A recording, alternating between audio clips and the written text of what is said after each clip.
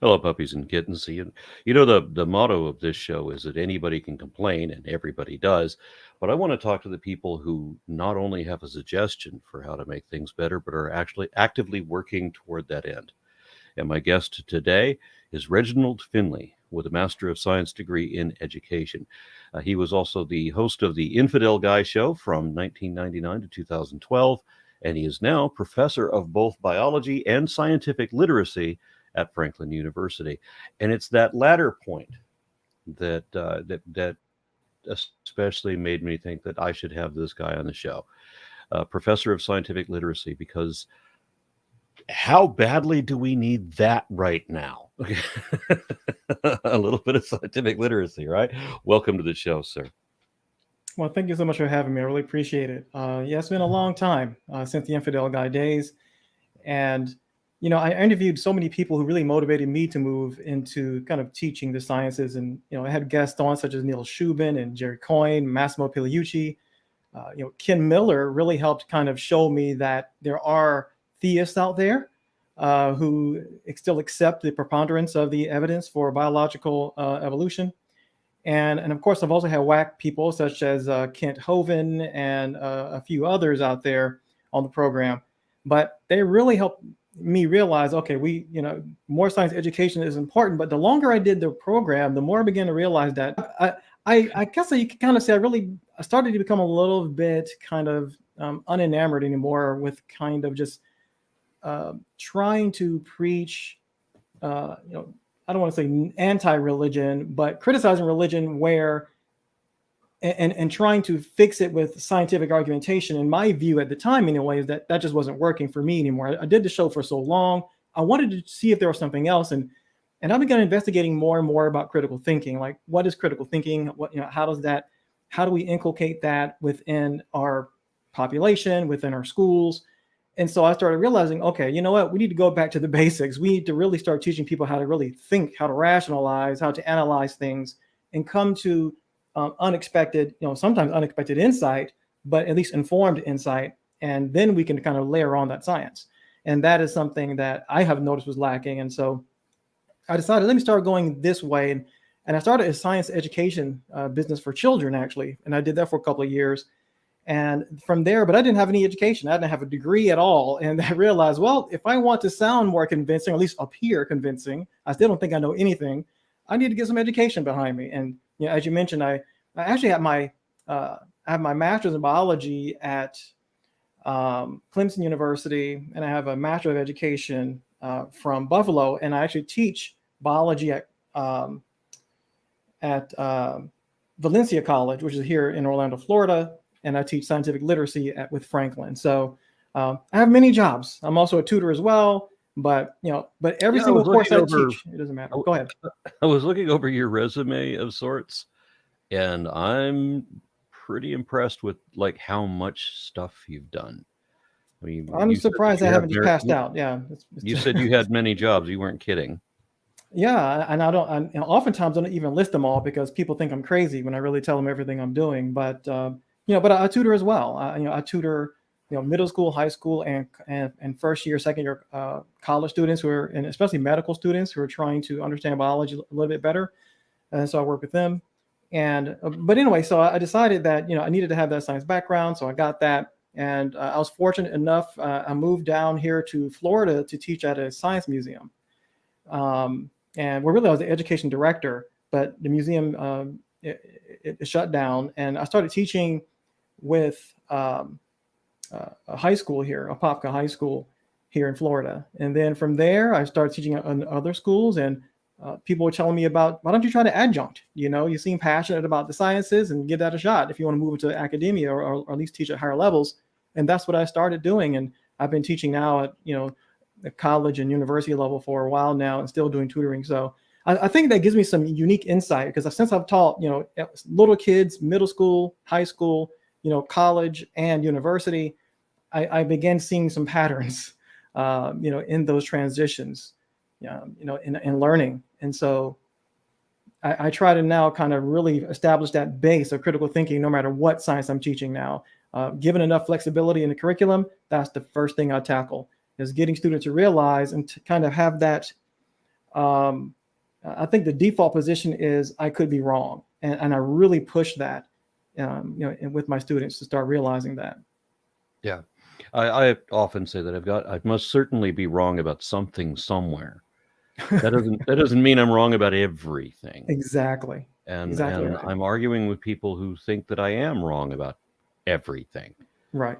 And it's interesting that there's different modes of thinking, and that some people have a perspective that is so disassociated from reality that there are people that I know, and in my own family, for example. I mean, you walk into their house, and it's suddenly like all of the stats, all the charts are upside down.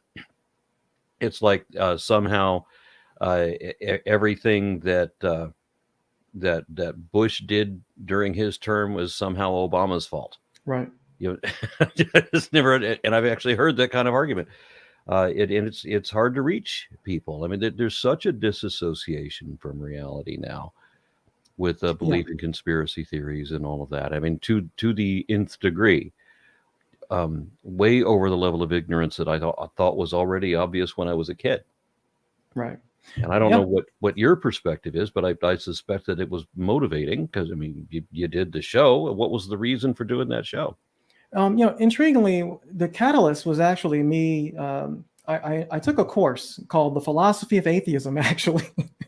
And this was at St. Leo College. I attended college almost fresh out of the military. I am a U.S. Army infantry veteran, and so and this was at Fort McPherson, St. Leo College Extension School, and the dean said, you have really high marks in like science and philosophy. Why don't you take this course called, atheism, the philosophy of atheism? And the textbook was George H. Smith's book, Atheism: The Case Against God. I recommend it to anyone who, if you're on the fence, or if you just want if you want someone to kind of really show you that you're not crazy, if you start having these thoughts that maybe your religion isn't true, that book really started to really confirm my doubts, right? And and and by the end of actually halfway through the course, I was an atheist, and and my peers, I would give these arguments to the professor who was teaching it, and I was like right with him, and the students were like looking at me like, you're not an atheist though, are you? And at the time I was like, well, I don't know, maybe, I don't know, but yeah, that was a catalyst for sure. And for me, and I think many of us can relate to this experience, it felt as if the whole world opened up to me. I now had this new avenue of knowledge to pursue, and I actually became more interested in religion, actually its origins, and I started studying Hebrew and Greek, and I started learning that all the stuff that I was taught was just wrong. It's wrong. It was poorly translated, retranslated. At one point I had 15 different Bibles, many different, one going back to the 1700s, and I just started realizing that everything I knew was wrong, and I wanted to share that with the world. And my first experience was talking to friends and members of my community, primarily the Black community, and they treated me poorly. I mean, it was, you traitor, you're just like those white folks, or whatever that means. And I was said, I was just, what did I say? I am a poor representative of the Black race, and just all these things I was just really, really beat up about. And I felt lonely. I felt, really, I felt alone. And yeah, It's just a frustrating thing because, I mean, you're a professor, right? And then you're on a PhD program, again, in education. correct. Yeah, And you have done, I mean, it's hugely diverse, your background. I mean, you're a veteran. And I know that you've been on a couple of TV spots, but then you studied in this school in this state, and then also this other school in this other state, and teaching in two different schools, and you have always been so busy. I mean, accomplished. If you want to be, and I don't even feel that way. I don't feel the way at the, all. the people that are saying that you are a poor representative of their demographic are not seeing you as an accomplished academic. And I still get it right. And that's what kind of led me to thinking more, while trying to find more others like me, right, is being rejected by my community. And slowly but surely, I discovered Norm Allen Jr., who at the time was, with the Council for Secular Humanism. And then American Atheists had a list of famous, Black atheists and non-believers. And I slowly but surely, I started blackatheist.org, and I had all these websites, and had like a Yahoo group called Black Free Thinkers. So I was really beginning to kind of move in that direction. And then I started a radio show. And so I said, I did that for, at least 13 years. And that was great. But I just, honestly, for me, I think I got bored. I got burned out a little bit. And I felt like a fraud. I suffer from imposter syndrome, horribly. So I decided I wanted to go back to school and at least feel like I know something. But ironically enough, right, it's like the more you learn, the more ignorant you feel. So no, I really don't feel like I know anything now. There's so much to know. But yeah, but that's what, to answer your question, that's what spearheaded it, really, was just taking that philosophy course, seeing my own doubts and thoughts, iterated and reflected in that book, and then approaching my community with this new amazing information and being rejected. And that's what led me on the path to free thought. And the door to science was opened up when I started interviewing people, like I mentioned before, Dr. Massimo Pigliucci. And I think I actually went to a debate at a church featuring Kent Hovind and a colleague of mine who teaches at Clayton State. I don't know if he wants you to mention his name now, but he was debating Kent Hovind, and I quickly just saw the errors in logic, the bad science arguments, and I said, I need to learn more science. And I started interviewing tons of biologists and scientists after that. But again, I still felt like a fraud. So I had to get an education, at least formally, so that I could eventually teach. And that's where I am now. I know exactly that feeling. I mean, I did an awful lot of study that I was an autodidact, and I was able to convey myself adequately to get a lot of praise online and that. But where was the legitimacy? I mean, you do need the piece of paper attached at some point.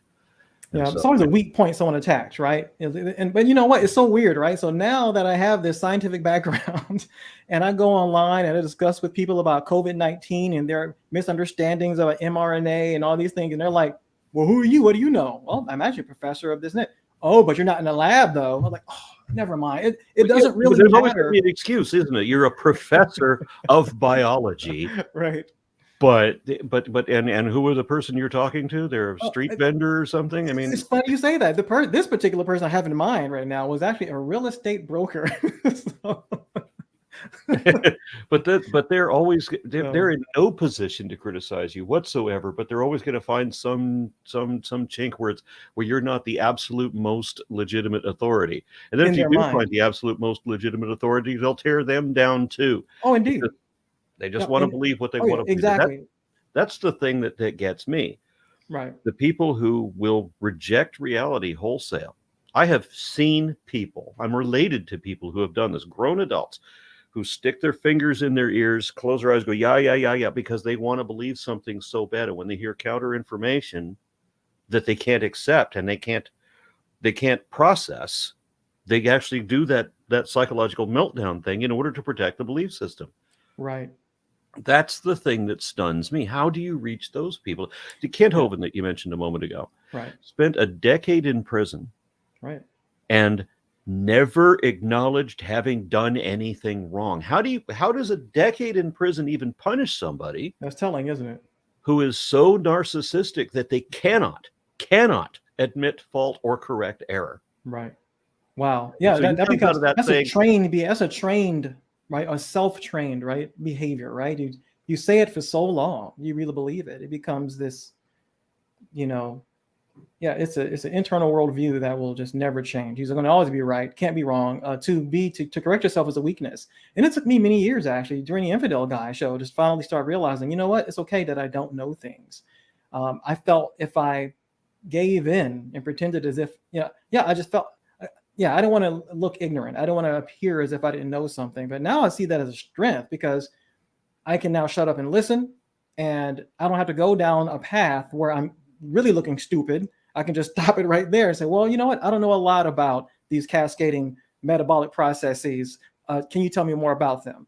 And what I've also noticed is that works really good when you have someone, and someone in opposition to your perspective, and they start trying to hit you with all these online science things they think they've learned. And then when you ask them back, well, no, explain to me this cascading metabolic process. They go, well, I don't really know it. I just saw it online. Okay. So it's like you're trying to hit me up with something you don't even know about. So I was yeah, on a paleontological expedition, and with a bunch of geologists, or a bunch of paleontologists and a geologist. mhm, And while talking to the geologist alone, I started asking him about how he knows that the strata that we're on is 263 million years. What was that information come from? And it was surprising that he wouldn't tell me. I know that he knows the answer, right. but he wants me to go to the paleo guys that actually do do the age Excavations and all dating. that. Oh, If the they have a dating. Oh, lab for that, right. they actually did it themselves. And he says, no, you need to talk to them about how they establish this. I'm just a geologist. Hmm. And it's interesting how that man has expertise in this area. I mean, to some degree, he has competence, at Right. least, not Right. expertise, but he certainly knows the answer. But they Right. will still defer. Hmm. Whereas if you go to talk to the cashier at the grocery store, they'll tell you with great confidence all that they know, Right. Indeed. which is nothing. Nothing at all. I mean, I have never encountered anyone who was in a profession outside of the sciences that argue adamantly about some kind of contrary, opinion, uh, where they are correct. It's like they may be superficially correct at a certain levels, but when you get deeper, you realize the whole thing falls apart. That they've drawn erroneous conclusions based on a limited data set, so they really don't know what they're talking about ultimately. And you try to explain that to people, and they don't want to listen. They've already bought into it emotionally. It's become part of who they are as an individual, and it's kind of hard to tell someone that who they are is false, which is how they take it psychologically, right? That's what you're really telling them, and that's difficult. Now, when I'm one-on-one with people, it's much easier. That's why I love the classroom. When students come in with these very erroneous beliefs, I can critically ask them. I can ask them, have them self-reflect. Like, okay, well, why do you think this, and where did you get that from? And and I can have them dialoguing and talking about it instead of it being kind of this antagonistic. I am going to beat you down with my superior knowledge. I just ask them questions, and then they bring out. And of course, this is just classical Socratic methodology here, where you just kind of ask them questions. I don't necessarily try to lead them anywhere. Honestly, I'm really just trying to get them to critically reflect and analyze their own thought processes. And what happens is they end up discovering the limitations of their knowledge. Then I can say, well, this is where you can find out more about it. You see? And so that's how that works. And now at that point, it depends if they're going to accept that or not. They may say, oh, that liberal talk origin site, I'm not, whatever. So they may not pay it any attention, but at least you get them to the point where they can say, I don't know something. And for me, I think that is a win, and then give them the resources. So. It would be very helpful if we could avoid the label, because we know that, like when you mentioned talk to origins, it somehow that in somebody's mind connects to liberal. Right. So once they've attached the label liberal, whether it applies or not is irrelevant at the moment. But exactly, once they apply that label, well, now they have all of their associated prejudices that are attached to the word as they understand it, which is not going to be the way that I use that word. Mm-hmm. And I don't even necessarily, I know that there's multiple definitions here. Right. Maybe one of them applies to me, but I don't necessarily identify as liberal. But I'm cast as liberal, of course, by all the right wingers. And indeed. so, and so much that of what I do is going to be damned as liberal, as if liberal equals bad somehow. So right. It is really hard to get around the predetermined conditions that everybody has in their mind. Right. And that's one of the foundations of the course is actually my scientific literacy course, is that I try to bring that in, not just their opinions and how they view science, but how that kind of dichotomous thinking influences all of their worldviews, like the political worldview, and other cultural worldviews and things like that. And so I really try to make sure they see that you're being taken for a ride. It's like you. It's that all of us have some liberal views in some way. All of us have conservative views in some way. Many of us have middle of the road views, whatever those are in some way. But when you are actually fooled into believing that you have to abide by and join one particular group, just because you feel there's an association, then you stop listening to arguments. You stop listening to evidence, and you just look at headlines and like, that's my people, and you don't really read the entirety of whatever the claim is. And so that's one thing I try to inspire my students to do: go beyond the headlines.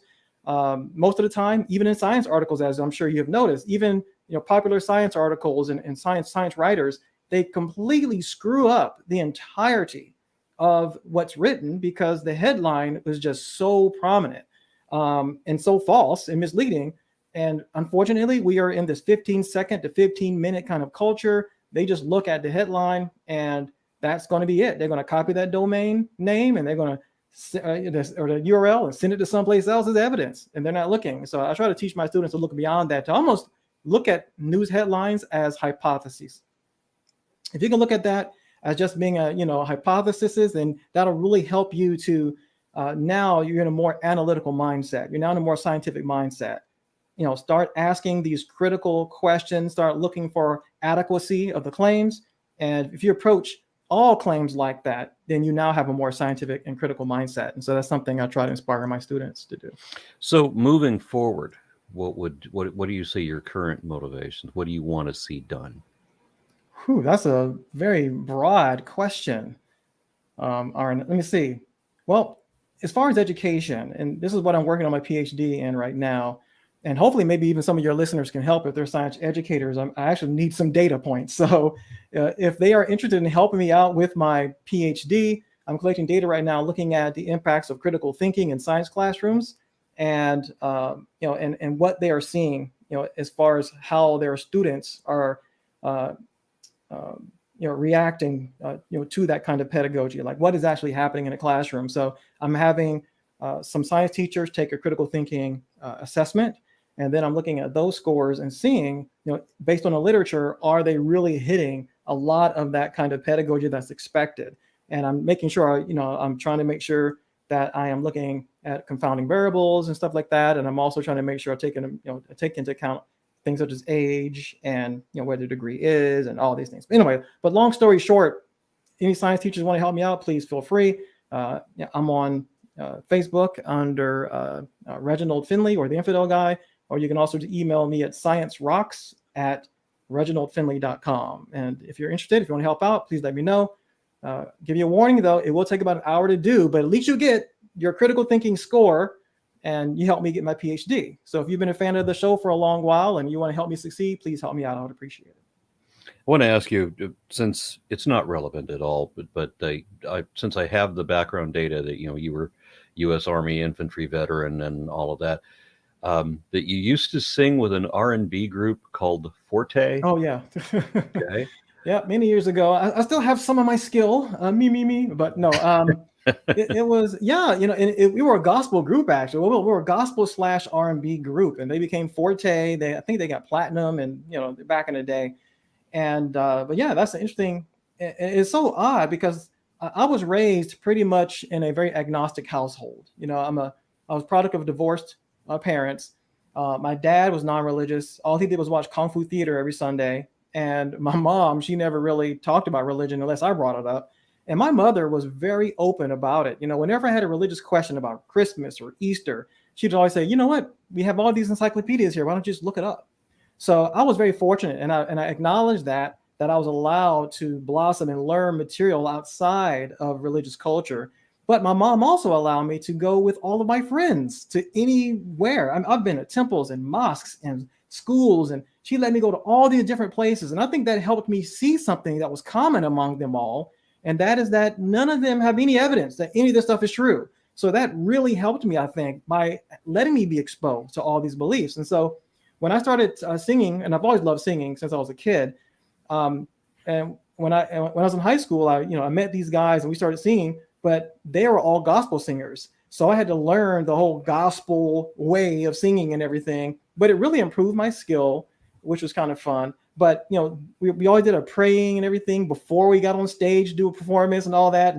But back in my head, I was thinking, we're just wasting time here. We should be doing scales and getting ready for this. But I never told them this. But, now they all know I'm an atheist. And unfortunately, some of their family members have rejected me now, of course. And I don't hear from them hardly anymore. I think strongly because of my atheism. But I try to make sure they understand, I'm an atheist, but that doesn't define who I am completely. That just tells you my theological perspective. It doesn't tell you the vision I have for a better world and what I'm trying to do to make it a better world. So. Yeah, we're not getting much conversation. Much of my family also just dropped all communication. And it wasn't because I was atheist. It was because I wasn't a Trumpist. Hmm. and that's it. We're just not going to talk ever again, because What? if they've bought into everything QAnon, Right. and they think that they don't understand that there's a political compass, and that there's not just a left and a right, but there's degrees in the middle, and then Right. more than that, there's also the y-axis between the authoritarian and the libertarian. They have no idea where on that they think there's two boxes. That's You're in right. this one, Yep. or you're in you're with the right and the good and the Christian, or you're in the everything else box, where you Right. are literally eating raped babies. Right. And it stuns me that I know people who believe that Right. and are otherwise able to wipe themselves. I don't understand how do you have such bizarre, disparate perspectives on so many things, and then still be able to function like at the grocery store or whatever. And but you notice when you start talking to a lot of these people, and this isn't, but again, it's all over the spectrum. But of course, the commonality that we have noticed is that this really transcends into so many other aspects of their lives and the way they think. It's just not that particular thing, right? You can ask them about, what do you think about crystal energy, whatever. I don't know. That might be possible. What? I mean, so again, they're still lacking that kind of foundation of critical reflection and thinking. And I love James Randi has a really good video online in which I think he was talking to a bunch of maybe MIT students. You probably saw it as well, in which he was trying to say intelligence alone doesn't really guarantee that you're not going to fall for pseudoscience. And he explained you do have to have some knowledge about how something was done to really prepare you. But not only that, but again, just assume that maybe what you're seeing you didn't see. That helps, right? Or that your perceptions could be wrong. Once again, going back to this idea that it could possibly be wrong, and I think that really helps. And learn to be humble in your knowledge, right? If someone came to me and says, "Hey, so what do you think about some esoteric quantum physical concept or whatever?" I would say, "I don't know what you're talking about." I mean, I have to be honest and say, "Look, I just don't know what you're talking about." Break that down to me like I'm a fifth grader. And then once they explain it again, I can say, "Okay, I don't believe that crap." All right, and this is why. But again, we get defensive. It's like we don't want to seem like we don't know something, so we either start saying, "Yeah, I believe that," or we start trying to defend and justify positions that are just indefensible. Yeah, people ask me all the time about Big Bang cosmology, Right. and I always have to defer. I say, well, Sean Carroll says this. That's Right. all I know. Well, that's just what that other guy says. What do you think? And what does it matter what I think? Right. This is Right. not my field. Exactly I right. don't care. Right. I'm Exactly. not even a big fan of Big Bang cosmology. It certainly isn't something that I would call a belief. I accept that this is the best supported science. That doesn't mean I have to be happy about it.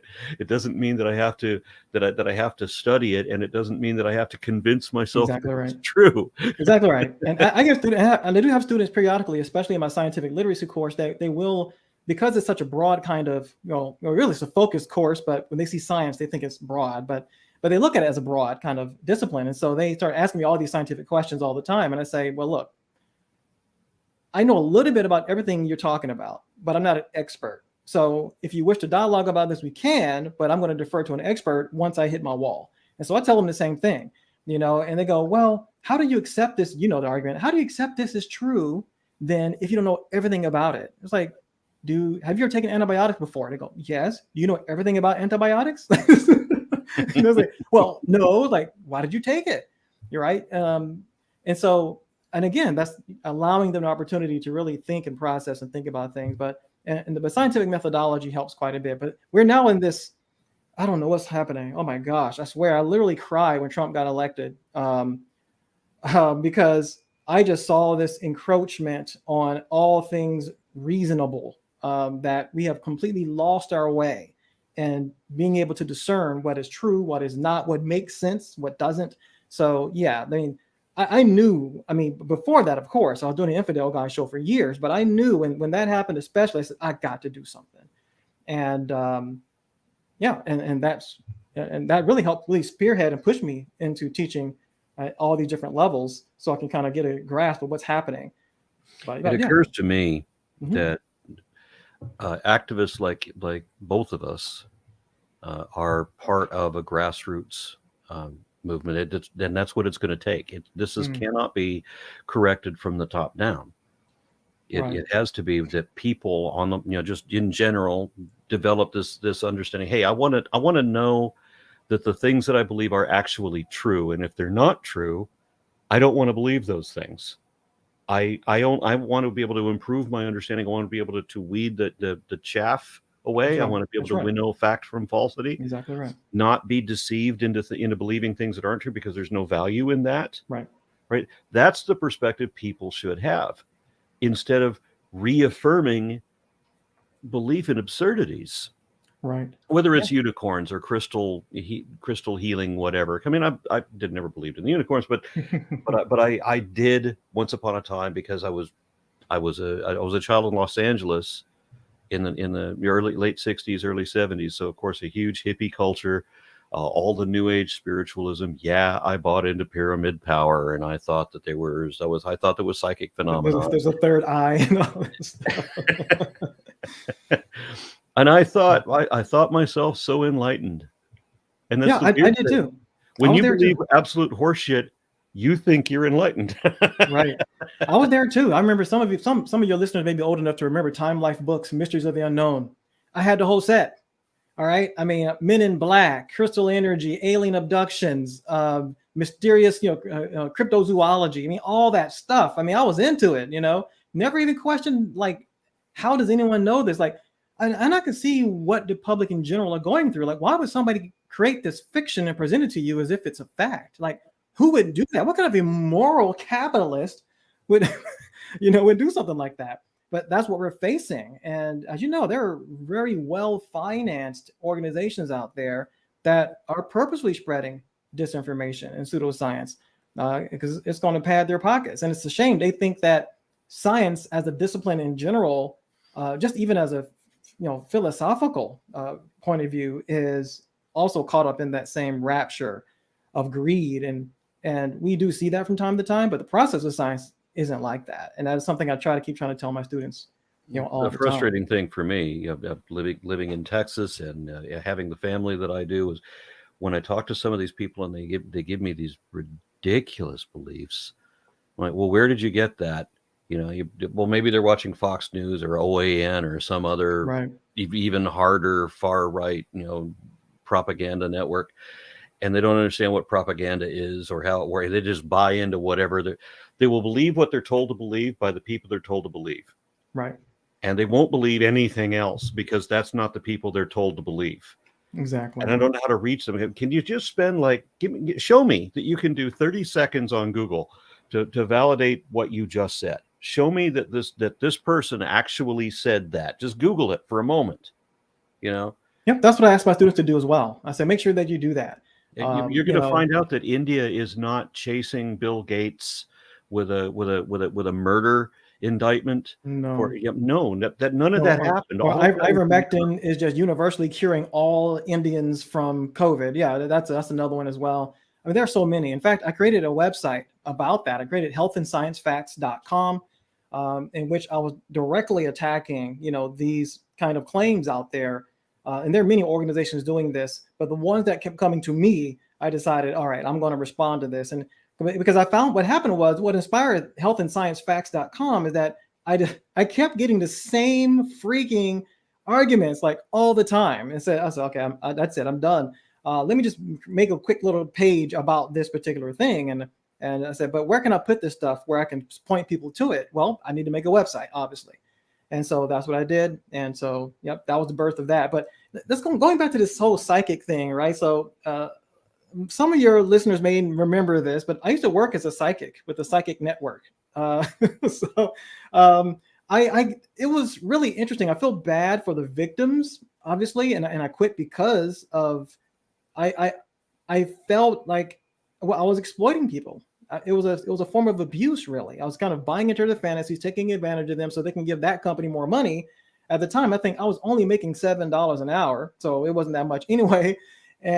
But more than that, it was really depressing to see people make these calls and call in because they really needed some kind of validation for their life in some kind of way, like whatever their decisions are or where the direction they're headed, or they didn't know where they were headed. And what I noticed right away is that, well, they were giving me all the information. And James Randi, was already talking about this before. And so I decided that I'm going to write about this. And so it was published at infidel.org, and I wrote about my experiences, and it got published in a couple of different languages, and in which I was trying to show the community, people, and now this is so great because this goes right into the scientific literacy course, is that, you have these beliefs in astrology and all these things. And I tell them, well, hey, I used to be a psychic for the Psychic Network. And guess what? I'm not psychic. And my listeners are like, wait a minute, what?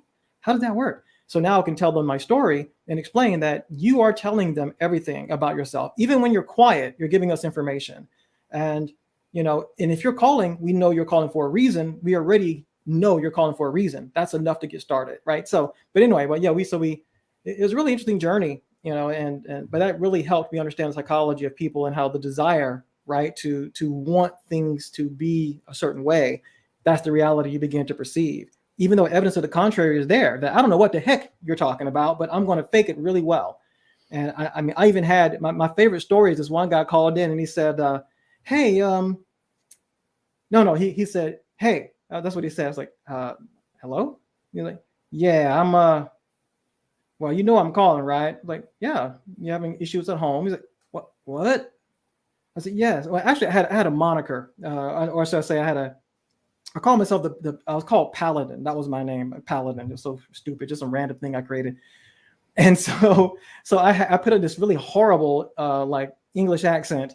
And, these guys would call in and I say, I don't know why, sir, but I'm seeing an M in your life, and this guy was just like, how did you know that, man? My wife's name is Martha. Dude, I had no idea that your wife's name was Martha. I just gave you M. You could have attached that to any aspect of reality, and that would have verified it for you. That would have validated it for you that I'm the real deal. And when we hung up, he said that. I said, man, you're the real deal. I was like, oh, no, I'm not. You're telling me everything.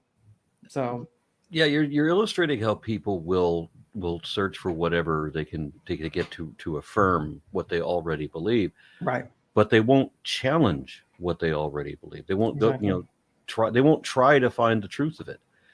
And that confuses me. I mean, it's the confirmation bias is in full tilt. Like when you're watching, I did this with my mother once when she was watching some Fox News thing back in the Obama days.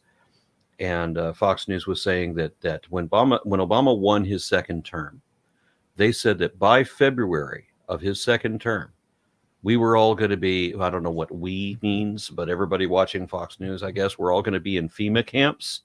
And we're going to be, on these trains to FEMA camps. And then there's these crates that look like coffins that we're all going to be loaded into. And then they're talking about, concentration camp kind of crap.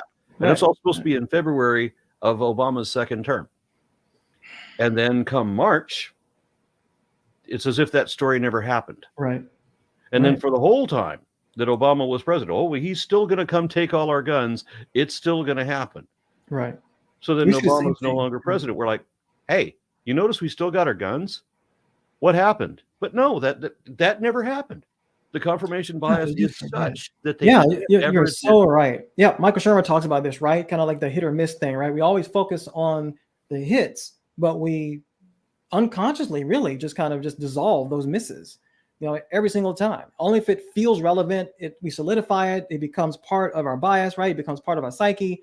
And then everything else, we just forget it ever happened. And you're exactly right. We still see the same pattern. And of course, this has been going on for thousands of years, but we still see the same kind of pattern where even right now, right, we have this Wayfair thing going on with this thing happening right now. And then you have this restaurant gate or whatever it was it just won't stop. The baby kidnapping and the baby raping and the eating babies and the pagan festivals and burning victims alive for political functions. It just doesn't stop. It's like you hear the same kind of stuff over and over again.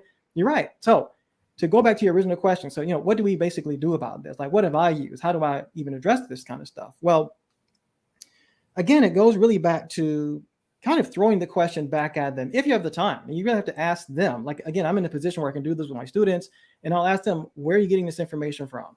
Why do you think this is true? What would it take to show you that this is not true? If that evidence exists, would you accept it? Things like that. I mean, I've actually appeared.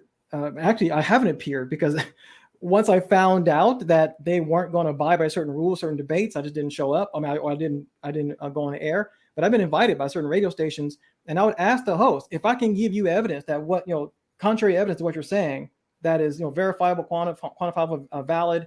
Would you change your position? And he says no. It's all right. Then we have nothing to talk about. Good night. I'll see you later. Because I'm willing. I would change my position if you can provide me adequate evidence. But if I'm willing to give you that same thing, and and you're not going to change your position, and why are we here? And especially and it depends on the person too. I've often been told that you're not going to change my mind, and I'm not going to change yours. And I say, well, actually, if you were right, you could change my mind. Exactly right. Yeah, but I can't change your mind because you're determined to believe this thing, regardless whether it's true or not. Exactly. And that's the other thing that I don't understand. What we need a grassroots appreciation for truth and what is true, not just truth for any lie that you want to believe in that you're going to call truth with a capital T, but something we could actually show to be true and call that truth instead. Right. That I'm just going to leave it. I mean, if they're honest, if they really want to have a discussion, we can do that, because then I realize, all right, I'm not talking to him. I'm talking to their audience. I have gotten so many people that have admitted to me that if they find out that what they believe is not really true, and sometimes they already know that what they believe is not really true, but they're going to believe it anyway because they want to, because they like to. I've heard that too. Yeah, and it's almost like it's a weird kind of. They really use that as an argument. I often wonder, do they really believe that? I think that's just that kind of argument. Or, you have to give me something to convince me that me wanting to believe it is not valid enough, right? It's kind of like what they almost are begging you to do. And it's like, well, I can't stop you from wanting to believe in things. If you want that, then what am I supposed to do? So yeah, well, right. I want to believe that I have Jedi powers. Right. Exactly right. That doesn't affect reality very much at all. Not at all. Not in any way. So it really also what I'm now in my class, what I've some common themes have come up in my class room among students who this was their first time ever taking a scientific literacy course. I mean, right? It's not chemistry, it's not biology, not any of the actual science disciplines.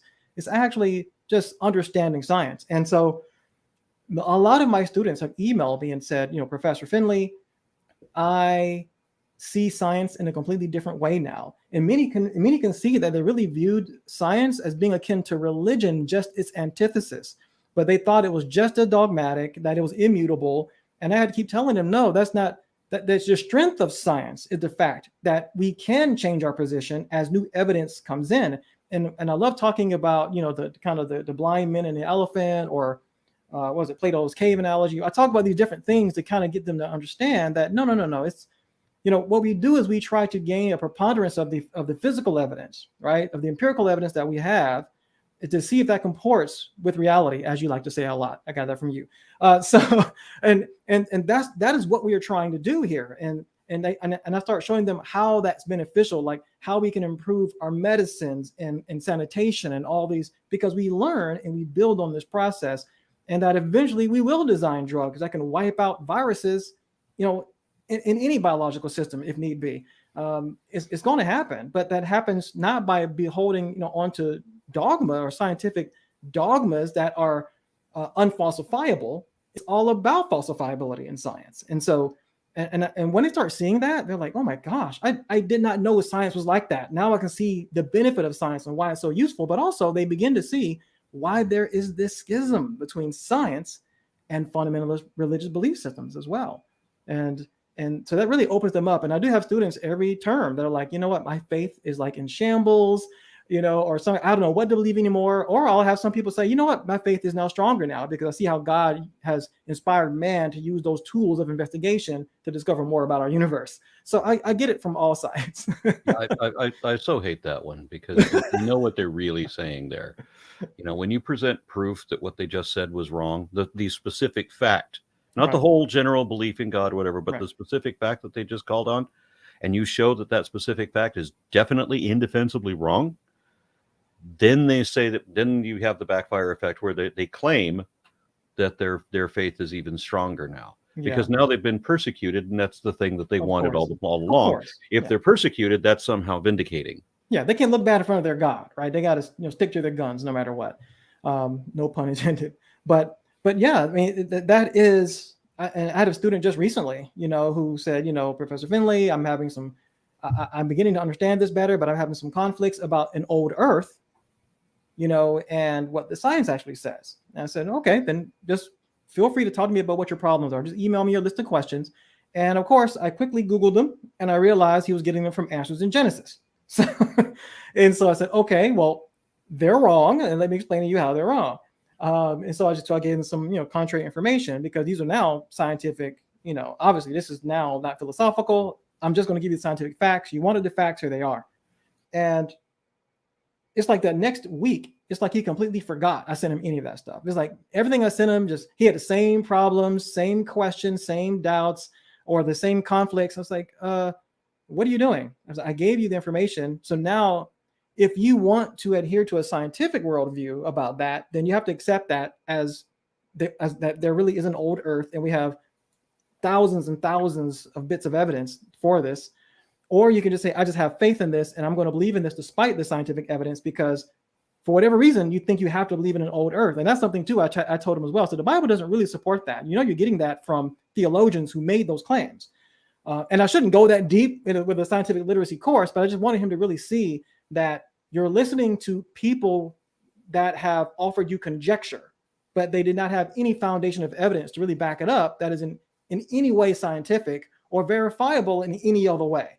And and I think that's important too, that they really understand and check their sources. So that's something I'll push heavily as well. Check your sources. One of the things that I try to convey to people when they have faith-based belief, and they think that science is a faith-based belief also, is that you don't have to prove me wrong. You don't have to prove that what I believe or what I accept to be true is wrong. It's enough to know that it's not sufficiently supported. Right. And so I know that like belief systems, that believers don't like the burden of proof. They want to push it off onto somebody else. Well, that as if theirs is the default position if science can't explain that. Mm-hmm. And they don't have to justify anything. They don't have to show that their God is possible. They don't have to make a defense for that. They just assume that that's true on the failure of science. And so I'm showing that you have to show that there's support for it. And if there's not, we don't have to prove it wrong. It's unsupported. It's effectively the same thing as wrong. Correct. Yep. And I like saying it's right. And it's unscientific, since this course is about scientific literacy, that's the focus, but if I was approaching it from a more philosophical perspective, then that's just justification to not believe it. But instead, what I say in this course is then that's just justification to not accept it as a scientific fact. And those are things we hit on as well. Scientific facts, what theories are. We talk about how, in common parlance, we may use theory as a colloquialism. But I really try to have them understand that this is what a theory actually means, as well substantiated, collection of facts that explain a particular phenomena, and that a law is just that observation that is consistent, and that one doesn't evolve to become the other. And we get that. And many of my students come in believing this, and many textbooks still say this too, that theories become laws, and that's just very confusing for students.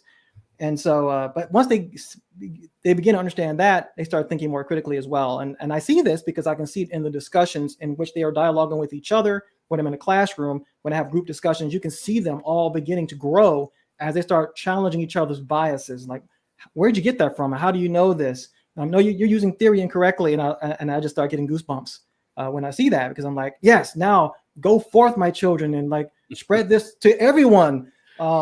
And I really do inspire them to do that too. Especially my medical students, I say, go, not only just go forth and do no harm, but go forth and just help educate and re-educate. Okay, so I got one last question, yep. Probably the most important thing. So you were on the TV show Wife Swap? Oh, don't remind me. Yeah, sure. Yeah, it sure was. A little bit, it was embarrassing, but it was a good experience because it really opened my mind up on how reality TV actually works. Is it reality? No, of course not, right? I tell people, I think the closest reality TV show I think I might have ever seen in my life was either Home Videos or maybe Cops. I don't know, but even Cops is not really real. But yeah, because they contacted me. They knew about the radio program. At the time, I I was everywhere. I was in the media, I was on television shows and all kinds of things. And so the ABC contacted me to appear on Wife Swap, and I wasn't really sure about it, So I reached out to my listeners and I said, hey, you think I should do this? I said, hey man, you're an atheist and you represent pretty well. You should go on. What I didn't know is that the directors and in the studio, they have a whole narrative already set up about how they're going to portray you before you even start. And that is something I think people should be aware of. And I think some of your listeners who have also been in reality TV would know this is true, that they already have. And what happened was I happened to walk in on one of the directors as she was sketching out a storyboard.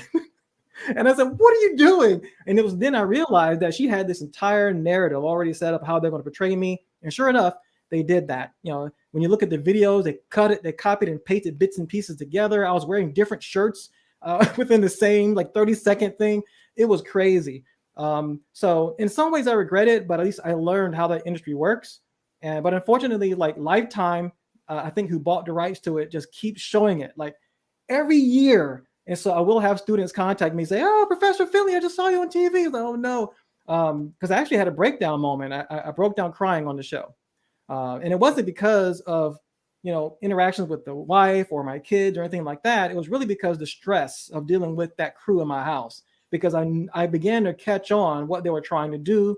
And this happened shortly after I saw the storyboard, and that's what did it. And I said, oh, okay, no matter what I do, they're going to try to make me look like some bad father. But if you look at it in totality, it was pretty well balanced. I mean, it wasn't true. 90% of it was false, but it was still pretty balanced, so to speak, I guess.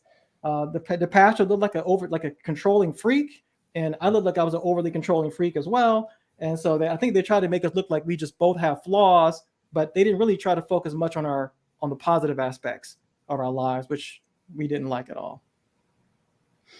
All right. Well, Reginald, it was a pleasure to meet you when we were both speaking in Orlando at the Free Thought conference. That's right. Yep. You came down. Yep. In Orlando, and it was a pleasure having you. Yep. Yeah, and I proud to call you my friend. And give me one last minute to sell what it is that you're doing, and we'll close up.